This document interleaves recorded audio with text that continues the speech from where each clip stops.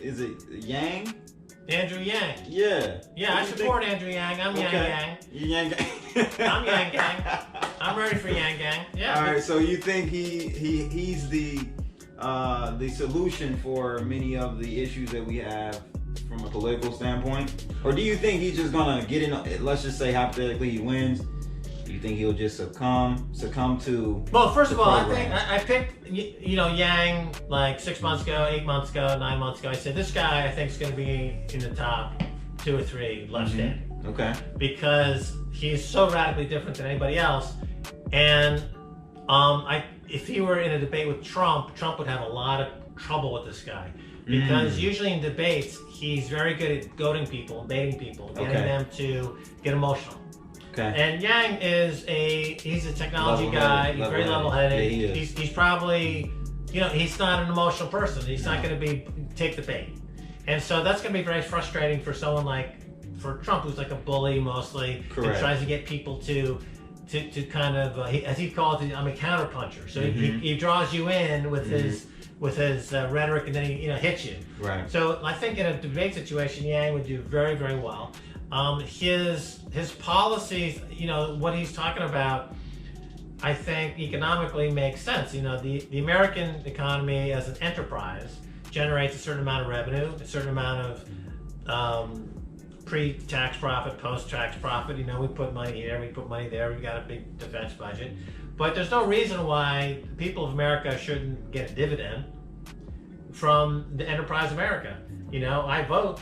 I as a shareholder of America, I should get my dividend. And people call it universal basic income. That's not really what I would call it. It's not really universal basic income. Like, here's your $1,000 check a month. It's like, here's my dividend check. I get a dividend on my stocks. I buy stocks. I get dividends. I buy my shares of America when I pay my taxes. Yeah. And I want my dividend. Here's my dividend. I never thought of it as a dividend. Right? Why not? Yeah. Okay. Like Social Security should have been buying stocks for 40 years. Every single underwriting that ever happens on Wall Street, 1% should go in Social Security. So everyone in America has a share of Apple, has some of this, some of that. Everything just goes into my Social Security account. But instead, I'm a stakeholder in America. So that changes the psychology of Americans. So that's true. Instead of being like, well, I'm on the outside looking in, there's this 1%, I'm not part of the 1%. No, here's your Social Security account. And every month it just keeps going up and up. It could be like, well, you can't use it for education until you're 18. You can use it to help buy a house when you're maybe, if you have, expecting a child or something. Like, there's certain benchmarks.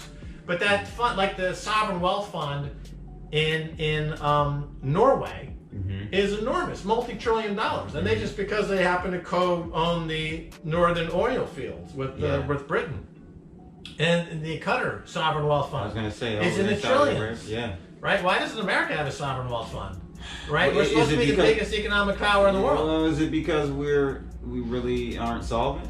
Is it because we could be though? In other words, Yang's point of view is that let's approach it like this, like we're all stakeholders and we're trying to make money for everybody, and here's your dividend. There's no reason why the U.S. can't be solvent. There's no reason why the U.S. can't be competitive. There's no reason why capitalism can't work in America. Well, right now, you don't have capitalism. Trillions and trillions of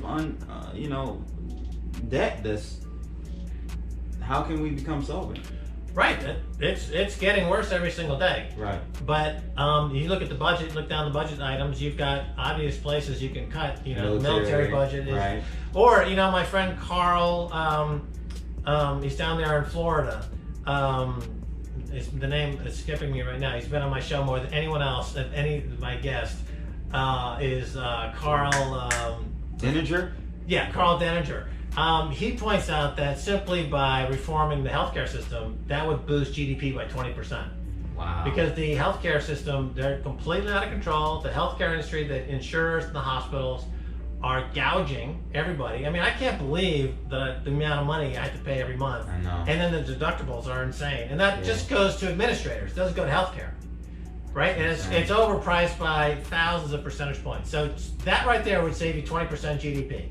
So that's 5-6 trillion in savings right there. If you just were to reform healthcare so that it's what you find in other countries. Other countries spend what, 5% of GDP in healthcare. America is getting close to 20%, which is, and 15% is complete it's just complete waste. It just goes to paying salaries to the executives and administrative costs, and it adds nothing to healthcare. And as a matter of fact, life expectancy is going down. Yeah. Infant mortality is going up. Yeah. So the actual health of Americans is collapsing. Yeah. So you can't make the argument like, well, it's great because we have great healthcare. No, it's actually terrible healthcare and it's too expensive.